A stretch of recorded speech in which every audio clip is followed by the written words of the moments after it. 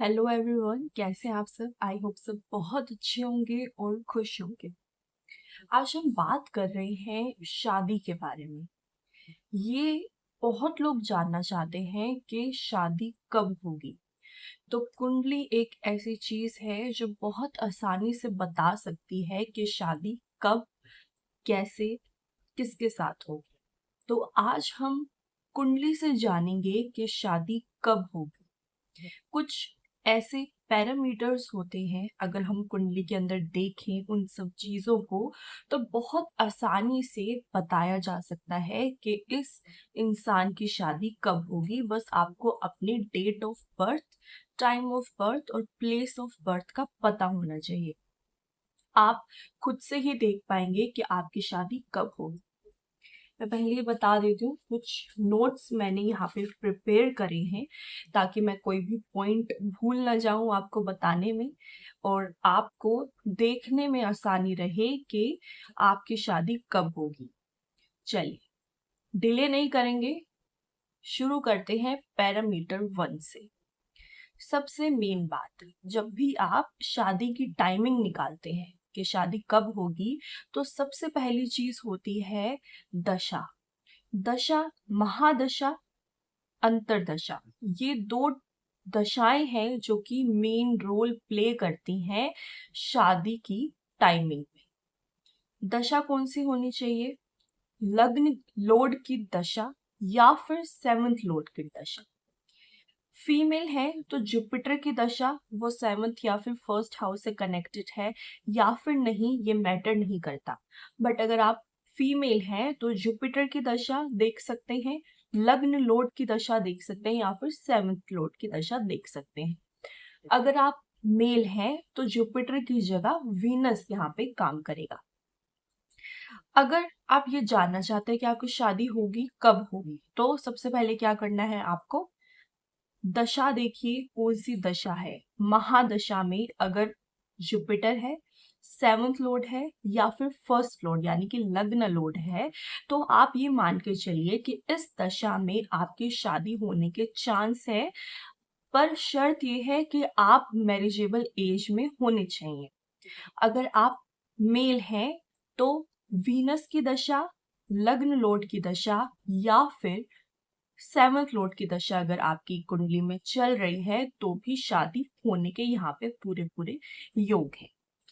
दूसरी बात, जेमिनाई एक एस्ट्रोलॉजी की एक ब्रांच है, एक पद्धति है जेमिनाई, जिसके अंदर हम चर दशा देखते हैं। उसके अंदर महादशा नहीं होती है, अंतरदशा नहीं होती है, उसमें चर दशा होती है। आप एक ऐसा सॉफ्टवेयर यूज कर सकते हैं जिसके अंदर आपको चर दशा शो हो रही। तो चर दशा में क्या देख रहे हैं, कुंडली के अंदर दारा कारक होता है। दारा कारक वो प्लेनेट होता है जिसकी डिग्री सबसे कम होती है। फॉर एग्जाम्पल, जुपिटर की डिग्री 29 है तो ये सबसे ज्यादा है। मार्स की डिग्री अगर 4 है, कुंडली में सबसे कम डिग्री पे मार्स है, तो मार्स आपका दारा कारक हो गया। मेल फीमेल दोनों ही स्थिति में ये दारा कारक सेम रहता है, डिग्री बस सबसे कम होती है। चर दशा में अगर दारा कारक की आपकी दशा चल रही है तो ऐसे टाइम पे भी शादी होने के योग बनते हैं। इसके अंदर महादशा मैटर नहीं करेगी। अगर आप जेमिनाई पद्धति से देख रहे हैं तो इसमें अगर चर दशा में दारा कारक एक्टिवेट है तो भी शादी होने के यहाँ पे पूरे पूरे चांस बनते हैं। बस आपकी मैरिजेबल एज होनी चाहिए। चलिए, अगला जो पॉइंट है, थर्ड पैरामीटर अगर कहीं, तो एक विवाह सहम नाम की एक चीज होती है, कैलकुलेशन के थ्रू मिलती है। कैलकुलेशन कैसे करनी, यहाँ पे मैंने एक पिक लगाई हुई है गूगल से लेके। पर अगर मैं कहूँ तो विवाह सहम कैसे देखते हैं, आपके लग्न लोड प्लस आपके सेवंथ लोड को अगर आप ऐड करें, उसके बाद जो राशि आती है उसको हम विवाह सहम राशि बोलते हैं। जब भी जुपिटर या फिर सैटर्न इस विवाह सहम राशि के ऊपर ट्रांजिट करेगा तो यहाँ पे आपके शादी होने के योग बनते हैं। आपकी शादी इस टाइम पे होने के चांसेस बनते हैं। जितने ज़्यादा पैरामीटर मीट होंगे, जितने ज़्यादा पैरामीटर उस टाइम पे अप्लाई होंगे, उतने हाई चांस हो जाते हैं आपकी शादी होने के।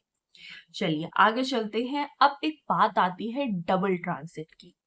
डबल ट्रांजिट में जुपिटर और सैटर्न दो एक ऐसे ग्रह हैं जो कि बहुत लंबे समय तक किसी एक राशि के ऊपर ट्रांजिट करते हैं, इसीलिए इन दो प्लैनेट्स को मेन लिया जाता है डबल ट्रांजिट में। ये दो प्लैनेट जब भी सेवंथ लॉर्ड, सेवंथ हाउस, लग्न लॉर्ड या फिर लग्न पे ट्रांजिट करते हैं तो ऐसे में शादी होने के यहाँ पे चांसेस और भी ज्यादा बढ़ जाते हैं।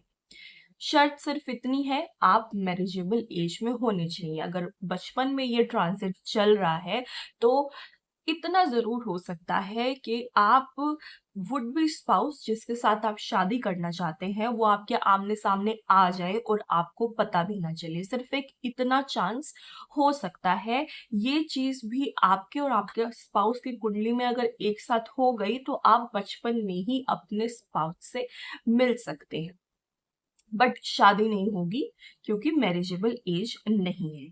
उसके बाद अगर आपका ट्रांजिट के अंदर सेवंथ लॉर्ड और फर्स्ट लॉर्ड आपस में कनेक्शन बनाते हैं तो भी शादी के जो चांस है वो बहुत ज्यादा बढ़ जाते हैं। क्यों? क्योंकि लग्न लॉर्ड आप हैं, सेवंथ लॉर्ड आपके स्पाउस है। जैसे ही ये आपस में कनेक्शन बनाएंगे तो यहाँ पे शादी होने के चांसेस बढ़ जाते हैं। और जब भी ये कनेक्शन बनता है तो शादी से पहले आप डेफिनेटली अपने स्पाउस से मिलेंगे।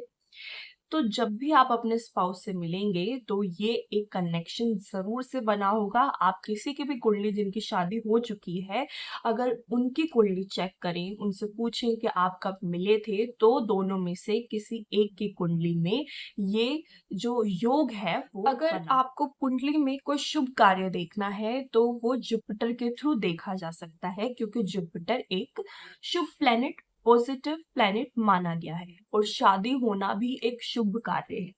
इसीलिए जुपिटर जब भी मार्स या फिर वीनस के ऊपर ट्रांजिट करेगा, फीमेल की कुंडली है तो मार्स और मेल की कुंडली है तो वीनस, अगर जुपिटर इन दो प्लैनेट्स के ऊपर ट्रांजिट करता है फीमेल और मेल की कुंडली में, तो देखा गया है कि ऐसे टाइम पे भी शादी के योग बनते हैं। जितने ज्यादा योग बनेंगे उतने ज्यादा पक्का हो जाएगा कि आपकी शादी होने वाली है।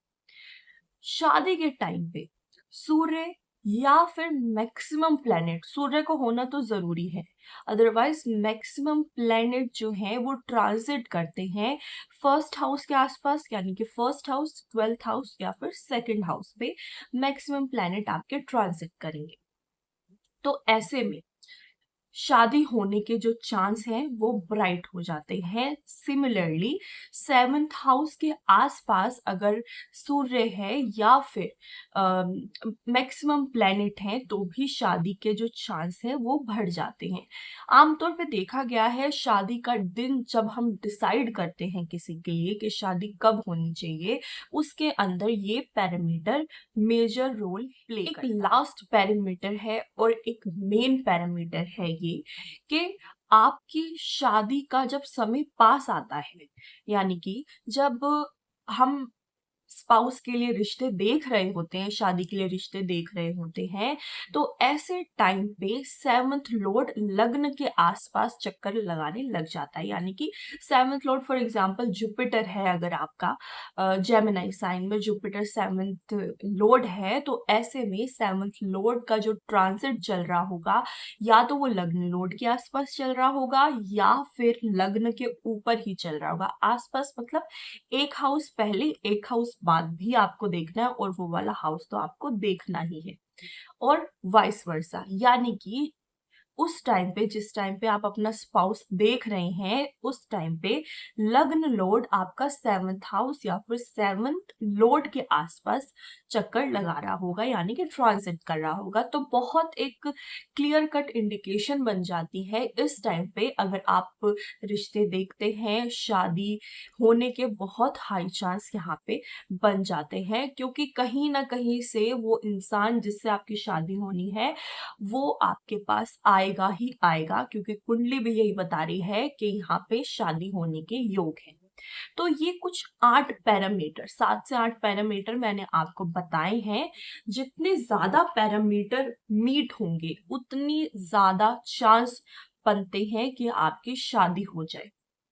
अगर इनमें से 8 पैरामीटर में से लगा लीजिए कि 6 या 7 पैरामीटर मीट हो रहे हैं आपकी कुंडली में, आपके पार्टनर जिसके साथ आपकी शादी होनी है मीट हो रहे हैं, तो शादी के बहुत ब्राइट चांसेस बन जाते हैं।